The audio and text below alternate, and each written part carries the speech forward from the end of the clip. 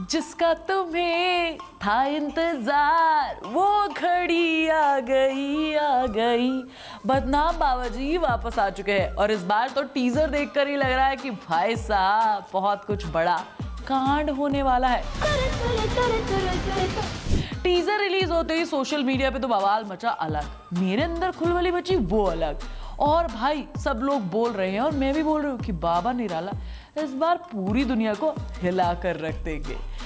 अगर तुम्हें याद हो तो आश्रम जब पहली बार 2020 में आई थी तब इसे ना कोई अपने OTT प्लेटफॉर्म पे भी रिलीज करने के लिए तैयार नहीं था।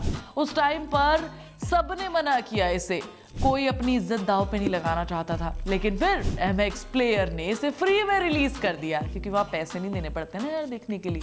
और भाई देखते ही देखते सबसे पॉपुलर सीरीज में से एक बन गई। बॉबी देओल का कैरेक्टर बाबा निराला एक क्लासिक कैरेक्टर बन चुका है आज की डेट में। इतना पॉपुलर हुआ कि अब लोग उन्हें असली बाबा समझने लग गए। जोक्स अपार्ट, बट उसके बाद बॉबी देओल ने जो आग लगाई है वो तो हम सब जानते हैं, बार बार तुम्हें बताने का कोई फायदा थोड़ी है।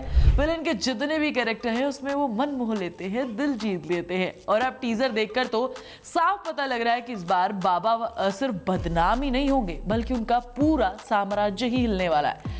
भाई इस बार टीजर करीब करीब 1 मिनट का है और बैकग्राउंड में जो वो गाना बज रहा है ना, दुनिया में लोगों को कभी हो जाता है।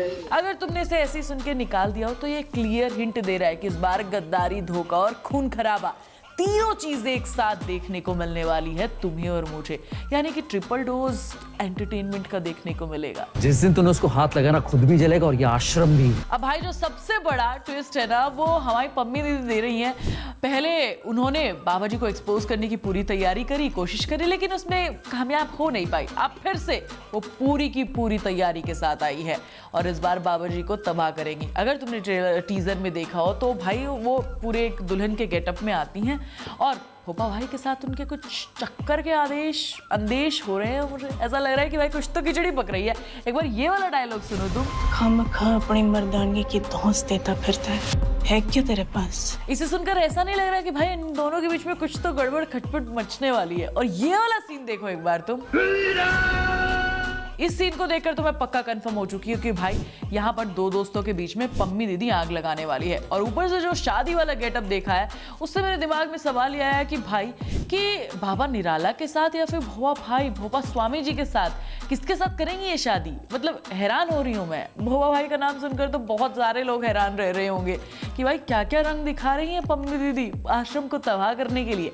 अब ये तो तुम जानते ही हो कि पूरे जो आश्रम है उसको संभाल रखा है भोपा भैया ने, साम्राज्य को पूरा संभाला हुआ है, गलत काम का सारा मास्टरमाइंड वही है। लेकिन अब लग रहा है कि बाबा और भोपा के बीच कुछ झोल होने वाला है और ये सब चीजें होंगी पम्मी की वजह से, क्योंकि वो जानती है कि दो दोस्तों के बीच लड़ाई करवाकर वो अपने इरादों में कामयाब हो सकती हैं। क्योंकि भाई लड़की की वजह से तो दो दोस्त आपस में पक्का ही भिड़ जाते हैं और उसका अंजाम हमेशा खतरनाक ही होता है।